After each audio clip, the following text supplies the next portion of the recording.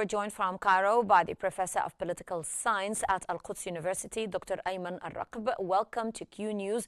Now, Professor Ayman, what does Itamar Ben-Gvir's inflammatory visit to the detained flotilla activists reveal about the Israeli government's broader stance towards humanitarian missions and dissent?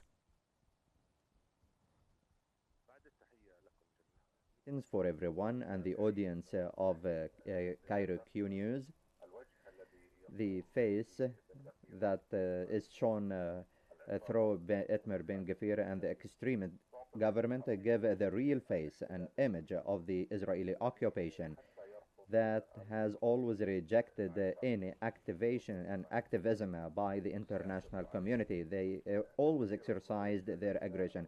Smotrich and Itamar Ben-Gvir previously attacked the USA before giving them the current situation during Trump administration. They attacked the USA president despite the whole of the support provided by the US administration and the political cover provided by USA to Israel.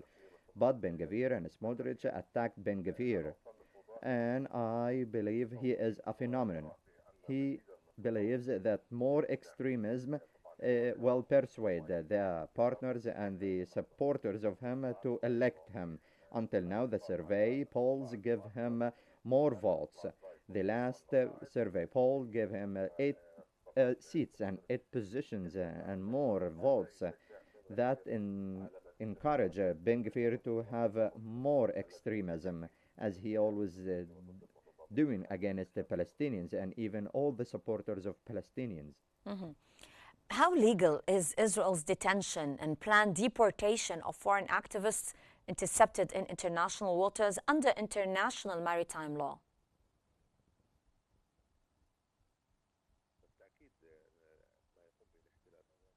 Done by Israel is a violation to all international laws and norms. Even the Palestinian international maritime and waters are Palestinian waters. There is no right for the occupation to prevent the entry of any vessel.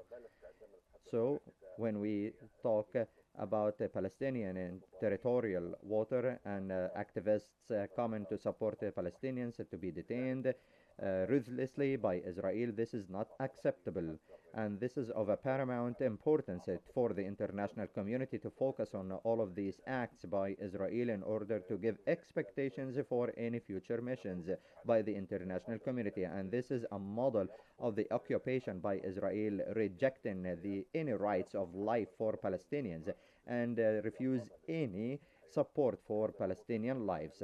This is the model that incited the moves and acts in the 7th of October by the same way. They didn't have any lessons learned from the 7th of October. They don't need any peace in the region. They provide themselves as victims. But now it is apparent in front of the whole international world that this is the real image of the Israeli occupation. And beyond of that, all the representatives of Israel in front of the world, Ben-Gvir and Smotrich, and behind them, Netanyahu. Mm-hmm. I'd like to mention all away from the political scene, like Lieberman. They are not less in extremism than Ben-Gvir, but they have their own policies to justify the killing and aggression against the Palestinians. They justify themselves in front of everyone who comes to support the Palestinians. Mm-hmm. And what are the implications of Israel alleging that there was no humanitarian aid aboard the flotilla? And how credible is this claim, given, of course, the mission's stated purpose?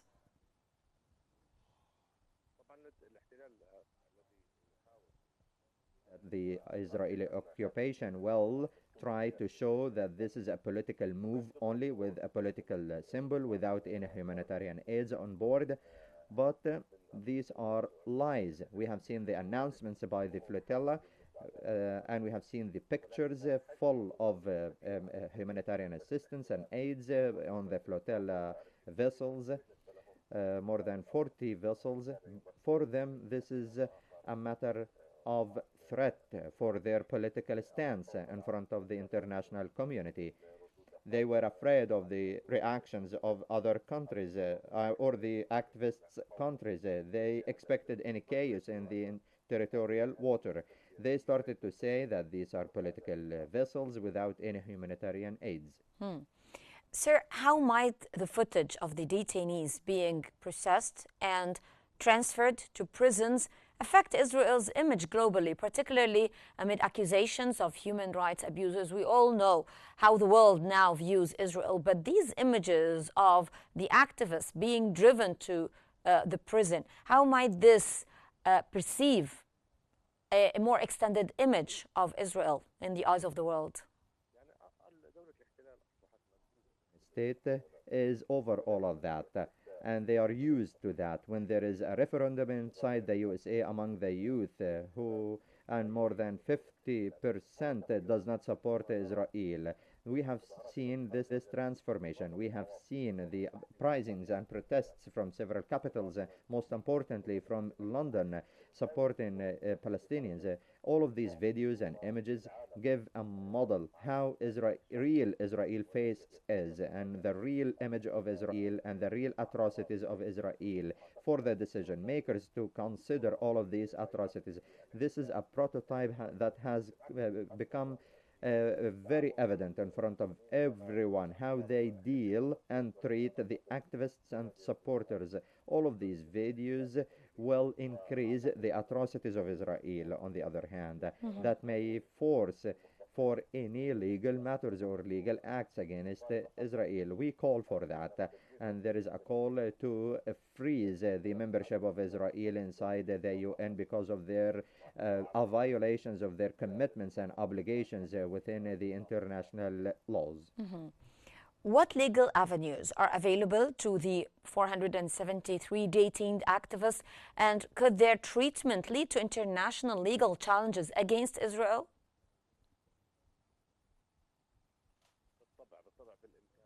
Yes, there may be some legal trends or legal activities against Israel to hold Israel accountable in front of the judicial bodies internationally because of their violations. These incidents will not be innocent. They will be released. I believe they will target and resort to the legal pathways. These 473 activists may move at the international level in order to call for accountability against Israel and its atrocities. They will increase their efforts and their refusal against Israel, and I believe they will form crews and teams to hold Israel accountable. Sir, how significant is the fact that Israeli peace activists protested the flotilla interception? What does their treatment say about the dissent and free expression within Israel? We are talking about institutions of rights and human rights inside Israel. They move and they criticize the occupation, the Israeli occupation also set sieges and obstacles against them. The occupation state has no red lines, even with Israelis. There is only one direction, which is the extremist right. And that government of extremists push Netanyahu to their targets and purposes. Ben Gvir is not only but a tool in the hands of the government, but the main direction is more atrocities and more confinements, more obstacles against the right institutions, even against the innocent civilians of Palestine. And they have a desire to continue the war in the region. They strike in Lebanon, in Syria, in Gaza, in the West Bank, in Yemen. They pay no attention to the international law.